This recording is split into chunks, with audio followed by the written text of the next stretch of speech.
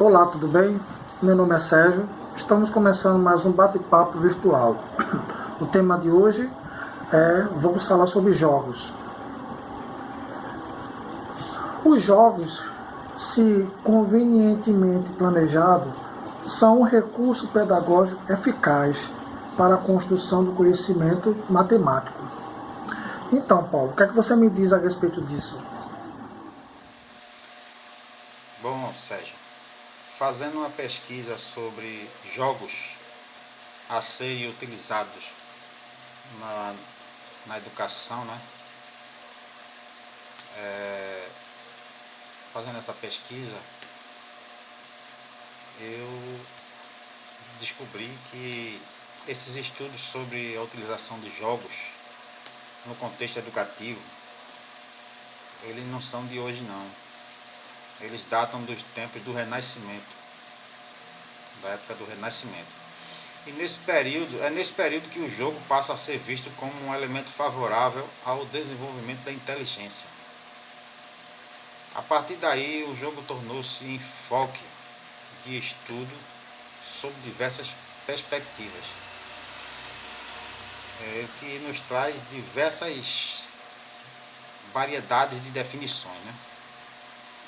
Sabendo que não existe uma teoria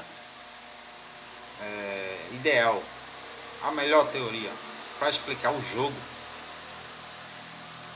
mas somente para o objetivo desse trabalho aqui nosso, vamos nos concentrar sobre os argumentos de dois cientistas. O nomezinho é meio complicado, mas eles um é Lev Vygotsky. Lev Vygotsky era um psicólogo bielorrusso e o outro é Daniel Elkonin. Não sei se a pronúncia está certa, mas Daniel foi autor do livro Psicologia do Jogo. Então, dois especialistas que pesquisaram sobre jogos matemáticos, jogos utilizados para ajudar a reforçar o conhecimento matemático, não só matemático, mas qualquer conhecimento em relação à educação, né? Os jogos são educativos, então eles requerem um plano de ação que permita a aprendizagem de conceitos matemáticos e culturais de maneira geral. Já que os jogos em sala de aula são importantes, o professor, o docente, ele deve ocupar um horário dentro do planejamento dele, para que ele possa usar e explorar todo esse material de jogos. O processo de solução, registro e discussões sobre possíveis caminhos que poderão surgir. Esses jogos eles podem ser utilizados para introduzir conceitos, conhecimentos, amadurecer conteúdos, preparar o aluno para aprofundar itens já trabalhados ou itens em construção ainda, né? Então ele vai amadurecer o conhecimento dele. Esses jogos eles devem ser escolhidos e preparados com cuidado para levar o estudante a adquirir conceitos matemáticos de importância.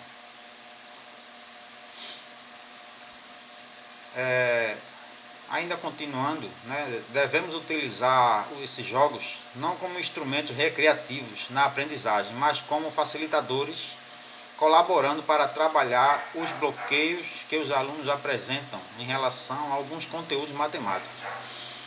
Então, falando melhor sobre isso, é que matemática não é assim, desde pequeno que a gente escuta que matemática é complicado, é difícil. Então aquilo fica um bloqueio na mente do aluno que aquilo é difícil. Então, através de jogos, através de uma forma lúdica, esse bloqueio ele vai sendo retirado. Que o aluno vai aprendendo, no que aprende vai se empolgando. ele vai ver que não é aquele bicho-papão. Então, é isso. A minha pesquisa foi essa, Sérgio. Carlos, qual seria o papel do jogo para o desenvolvimento socioeducativo? Vamos lá, mais um vídeo. Aí, Sérgio, Juarez, Paulo e Flávio. A resposta sobre a sua pergunta que você me fez.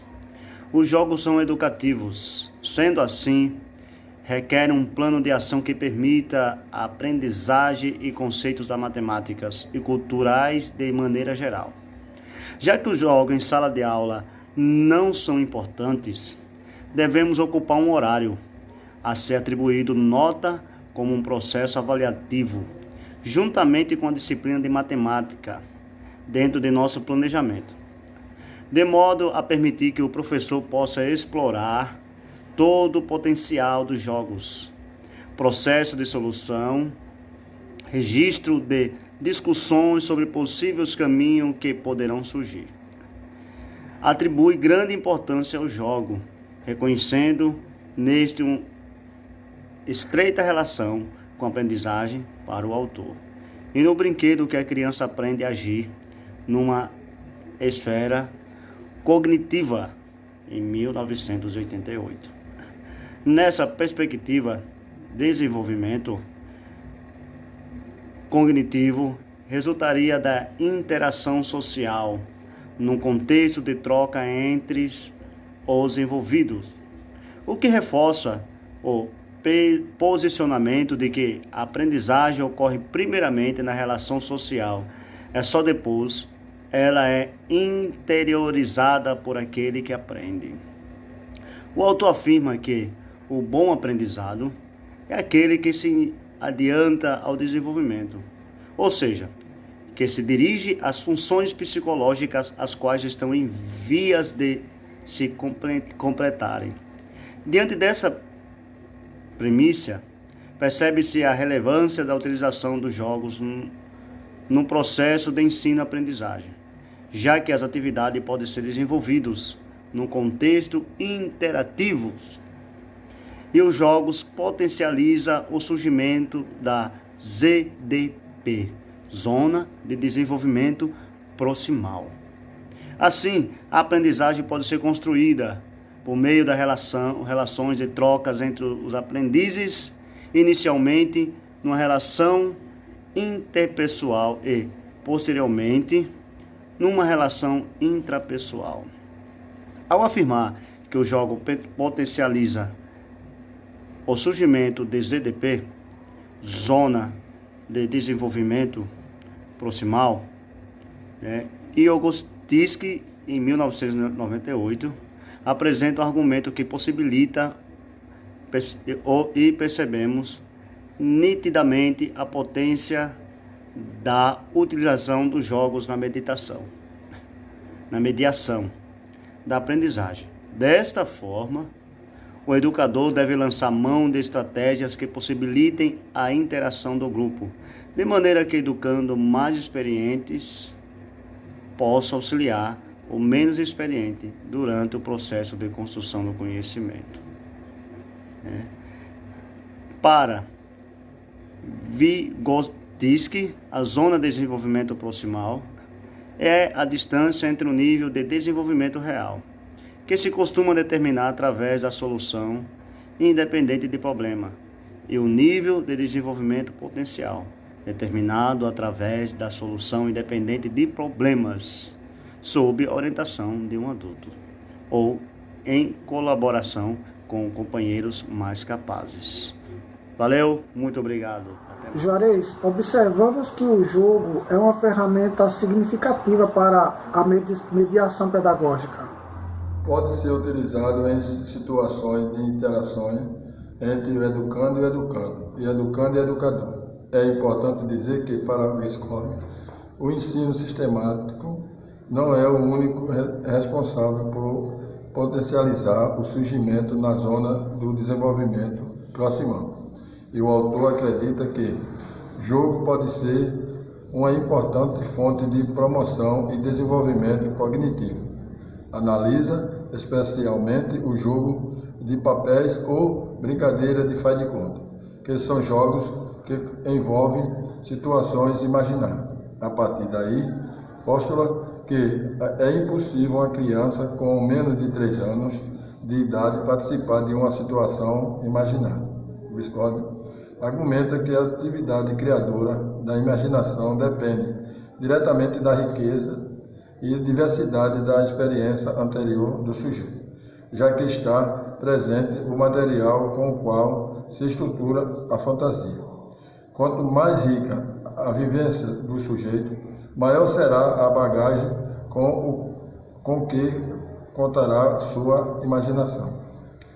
Para o autor, o jogo simula a realidade e a imaginação e criação.